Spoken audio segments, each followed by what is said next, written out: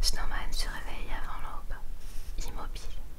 Il écoute la marée montante et les vagues qui déferlent, l'une après l'autre, et franchissent divers obstacles, flich, flich, au rythme des battements d'un cœur. Il aimerait tant se croire encore endormi. La ligne d'horizon à l'est baigne dans une brume grisâtre, teintée d'une lueur rosée, funeste. Curieux, la douceur que cette couleur affiche encore. Elle sert de toile de fond aux silhouettes sombres des tours offshore qui émergent comme irréelles du rose et du bleu pâle du lagon. Les crieries des oiseaux nichant là et le ressac de l'océan, au loin dans les ersatz de récifs formés de pièces de voitures rouillées, de briques en vrac et de décombres assortis, rappellent presque le bruit de la circulation les jours de congé. Il consulte machinalement sa montre, boîtier en acier inoxydable et bracelet en aluminium, poli encore brillant, alors qu'elle ne marche plus. Elle représente désormais son seul et unique talisman, un cadran vide. Voilà ce qu'elle lui oppose. 0 heure. Devant cette absence d'heure officielle, un frisson de terreur le parcourt de la tête aux pieds. Personne nulle part ne sait l'heure qu'il est. Calme-toi, se dit-il. Il inspire plusieurs fois avant, puis se gratte, pas à l'endroit où ses piqûres d'insectes le démangent le plus, mais autour, en veillant à ne pas écorcher la moindre croûte, s'il y a bien un truc dont il n'a pas besoin. C'est une septicémie. Ensuite, il scrute le terrain en dessous afin de s'assurer qu'il n'y a pas de bêtes sauvages. RAS, pas la queue d'une menace en vue. Main gauche, pied droit. Main droite, pied gauche. Il descend de l'arbre. Après avoir épousseté brindilles et bribes d'écorce, il s'enroule dans son drap sale, comme dans une toge. La veille, pour être sûr de ne pas perdre sa casquette de baseball, authentique copie de l'emblème des Red Sox. Il a accroché à une branche. Il en inspecte l'intérieur, chasse une araignée d'une chignaude et la coiffe. Il s'éloigne de 2 mètres sur la gauche, pisse dans les forêts. Attention les yeux, crie-t-il aux sauterelles qui s'enveloppent dans un bruissement d'ailes effrayées. Puis il fait le tour de l'arbre et, une fois à bonne distance de son urinoir habituel, fourrage dans la cachette qu'il s'est aménagée avec 2 ou 3 dalles de ciment, garnies de fils barbelés afin d'éloigner rats et souris. Il y a planqué quelques mangues dans un sac en plastique, fermé par un nœud, une boîte de sveltana, ces fameuses petites saucisses végétariennes, une précieuse bouteille de scotch à moitié vide, non aux 2 tiers plutôt, et une barre énergétique parfumée au chocolat, ramollie et boisseuse dans son emballage en papier aluminium qu'il a récupéré dans un camp de caravanique. Il ne se résout toujours pas à la manger. C'est peut-être la dernière qui dénichera.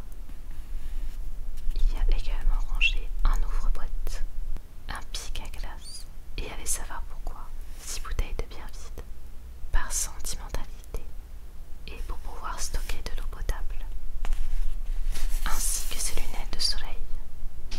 Il les met, il leur manque un verre, mais c'est mieux que rien.